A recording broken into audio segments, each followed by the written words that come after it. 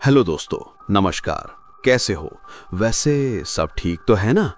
क्योंकि आज की कहानी सुनने के बाद शायद आप अगली बार पानी पीने से पहले भी 10 बार सोचेंगे। आप सुन रहे हो स्टोरी टाइम 2.0। आज मैं आपको किसी भूत प्रेत की नहीं बल्कि एक ऐसी चीज की कहानी सुनाऊंगा जो हर गांव, हर कस्बे की पहचान होती है, एक हैंडपंप।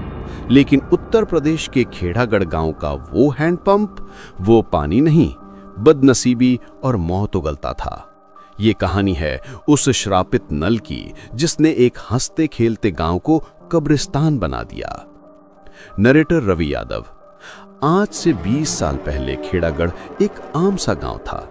खेतों में फसलें लहलहाती थीं, शाम को चौपाल पर ठहाके गूंजते थे और औरतें गांव के बीचों बीच लगे उस नए हैंडपंप पर पानी भरने आती थीं। वो हैंडपंप गांव की शान था। उसका पानी इतना मीठा और ठंडा था कि लोग उसे अमृत वाला नल कहते थे। लेकिन फिर एक दिन सब कुछ बदल गया। उस दिन अमावस की रात थी। गांव के सरपंच राम भरोसे के घर उनकी बेटी की शादी की तैयारी चल रही थी। तभी आधी रात को जब पूरा गांव सो रहा था, वो नल अपने आप चलने लगा। पास में सो रहे चौकीदार की नींद खुली तो वो डर गया। इतनी रात को कौन पानी भरेगा? उसने टॉर्च मारी तो वहां कोई नहीं था, पर नल वो लगातार चल रहा था, जैसे कोई अदृश्य हाथ उसे चला रहा हो। चौकीदार डर के मारे अपनी झोपड़ी में घुस गया। अगली सुबह सरपंच की बेटी, जो दुल्हन बनने वाली थी, अपने बिस्तर पर मृत पाई गई। डॉक्टर ने कहा दिल का दौरा पड़ा है, पर गांव वाले जानते थे ये मनहूसियत की पहली दस्तक थी। उस घटना के बाद गांव में अजीब बातें होने लगी। कभी किसी के जानवर बिना बीमारी के मर जाते तो कभी किसी की फसल रातों रात सूख जाती। लोगों ने उस नल पर जाना कम कर दिया, लेकिन मुसीबत कम नहीं हुई। हर अमावस की रात वो नल फिर से अपने आप चलने लगता और हर बार अगली सुबह गांव में एक और मौत होती। कभी कोई जवान लड़का खेत में काम करते करते गिर पड़ता तो कभी कोई औरत चूल्हे पर खाना बनाते बनाते दम तोड़ देती।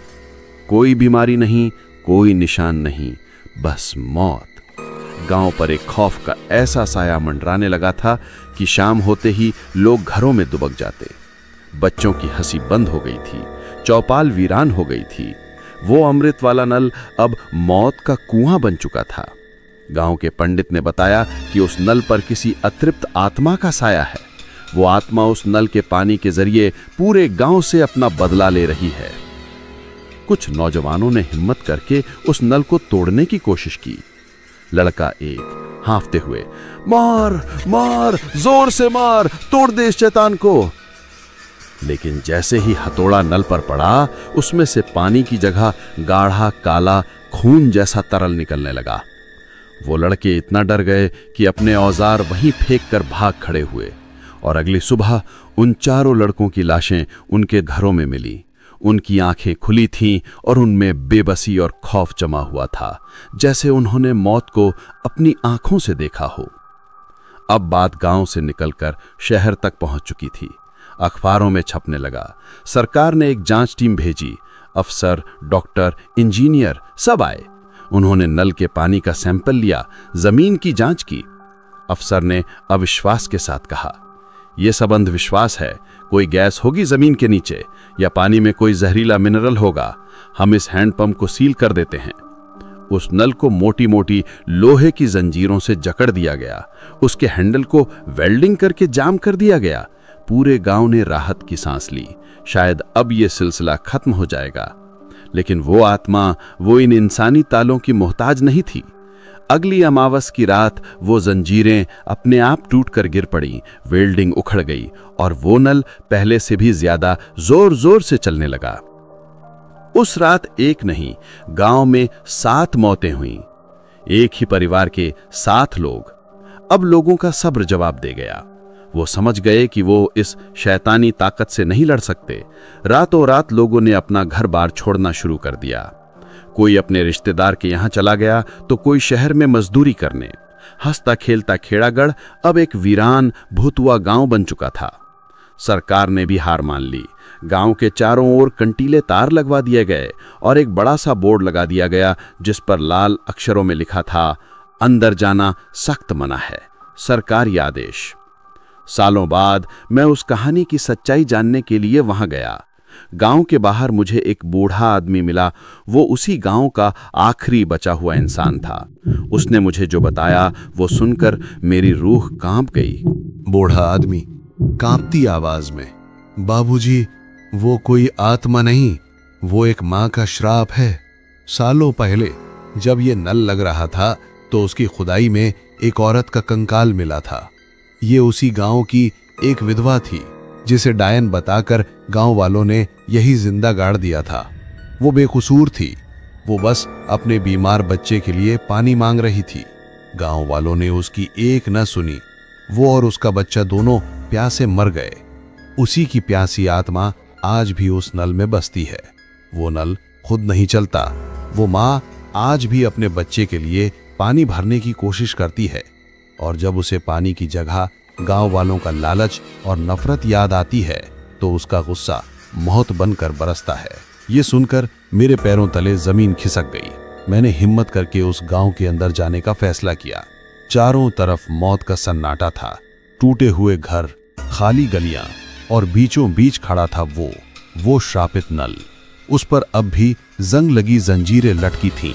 तभी हवा चलने लगी और मुझे एक आवाज सुनाई दी, एक बच्चे के रोने की और एक औरत की लोरी की। और फिर वो नल धीरे धीरे हिलने लगा, खच खच। मैं समझ गया वो मुझे चेतावनी दे रही थी। मैं अपनी जान बचाकर वहां से भागा। इतना तेज भागा कि पीछे मुड़कर देखने की हिम्मत तक नहीं हुई। मेरे कानों में बस उस नल की भयानक आवाज और उस औरत की लोरी गूंज रही थी। शहर लौटकर मैंने उस कहानी पर एक आर्टिकल लिखा। वो आर्टिकल छपा और खूब वायरल हुआ। कुछ लोग इसे सच मान रहे थे तो कुछ अंधविश्वास कहकर मजाक उड़ा रहे थे। इसी बीच कुछ पैरानॉर्मल इन्वेस्टिगेटर्स की एक टीम ने मुझसे संपर्क किया। वो उस गांव की सच्चाई अपनी आंखों से देखना चाहते थे, अपने कैमरों में कैद करना चाहते थे। मैंने उन्हें बहुत मना किया। वो जगह खतरनाक है, वहां सिर्फ मौत है। टीम लीडर ने आत्मविश्वास से कहा, रवि जी, हम इन चीजों से निपटना जानते हैं। हमारे पास EMF meter, spirit box, night vision कैमरे सब कुछ है। हम सिर्फ सच सामने लाना चाहते हैं। मैं उनकी जिद के आगे हार गया। वो 4 लोगों की टीम थी, आकाश लीडर, प्रिया टेक एक्सपर्ट, रोहन और समीर कैमरामैन। उन्होंने मुझे भी साथ चलने को कहा क्योंकि गांव का रास्ता सिर्फ मैं ही जानता था।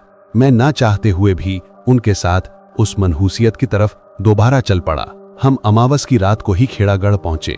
कंटीले तारों को पार करके जब हम गांव में दाखिल हुए तो हवा एकदम से थम गई। ऐसा लगा जैसे किसी ने हमारा गला दबा दिया हो। माहौल में एक अजीब सी भारीपन और उदासी थी। प्रिया ने धीमी आवाज में कहा, आकाश, ईएमएफ मीटर की रीडिंग देखो, ये पागल हो गया है। इतनी हाई रीडिंग मैंने आज तक नहीं देखी। आकाश बोला, शांत रहो सब, कैमरे ऑन रखो। रोहन, समीर, तुम दोनों अलग अलग एंगल कवर करना। हम सीधे उस हैंडपंप की तरफ चलेंगे। हम धीरे धीरे उस नल की तरफ बढ़ रहे थे।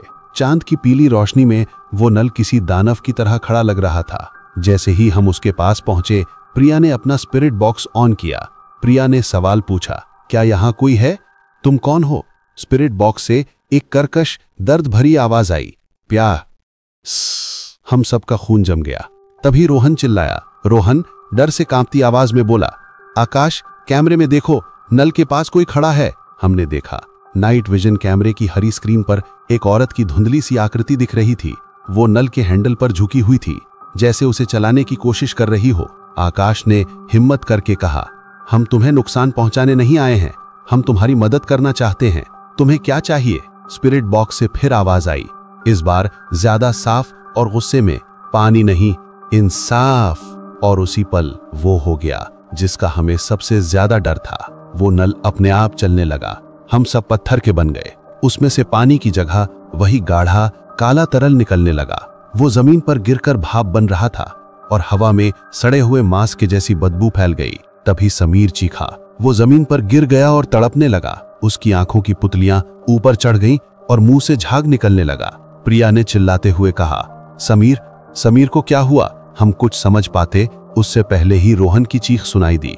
वो अपनी गर्दन पकड़कर छटपटा रहा था, जैसे कोई अदृश्य हाथ उसका गला घोंट रहा हो। चंद सेकंड में दोनों शांत हो गए। उनकी लाशें जमीन पर पड़ी थीं और उनकी आंखें खौफ से फटी हुई थीं। आकाश पागल सा हो गया। उसने अपनी जेब से एक छोटी सी शीशी निकाली जिसमें गंगा जल था और उसे नल पर फेंक दिया। जैसे ही गंगा जल नल पर पड़ा, एक भयानक चीख पूरे गांव में गूंज गई। वो औरत की आकृति आग के गोले की तरह भभक उठी और हवा में गायब हो गई। नल का चलना बंद हो गया। हमें लगा सब खत्म हो गया। मैं, आकाश और प्रिया, हम तीनों कांप रहे थे। हम अपने दो दोस्तों की लाशों को छोड़कर वहां से भागने ही वाले थे कि आकाश ने कुछ देखा। नल के नीचे जहां वो काला तरल गिरा था, जमीन पर कुछ लिखा हुआ था, जैसे किसी ने अपनी उंगली से लिखा हो, अभी खत्म नहीं हुआ, अभी खत्म नहीं हुआ, अभी खत्म नहीं हुआ। और फिर मैंने वो देखा जिसे देखकर मेरी आत्मा आज तक कांपती है। वो नल, वो लोहे का बेजान नल धीरे धीरे हमारी तरफ घूम रहा था। उसकी टोंटी जैसे किसी जानवर का मुंह हो, अब हमारी तरफ थी। उस रात वहां से सिर्फ मैं जिंदा वापस लौट सका। आकाश और प्रिया का क्या हुआ कोई नहीं जानता। उनकी लाशें भी कभी नहीं मिली। लोग कहते हैं वो श्रापित नल अब भी हर अमावस को चलता है। वो अब सिर्फ पानी या इंसाफ नहीं मांगता, अब वो साथी मांगता है, अपने अकेलेपन को दूर करने के लिए, हमेशा के लिए।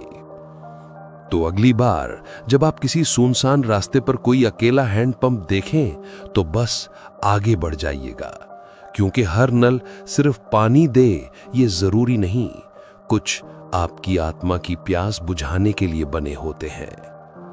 आप सुन रहे थे स्टोरी टाइम 2.0। अपना ख्याल रखिएगा, क्योंकि खौफ कहीं भी हो सकता है।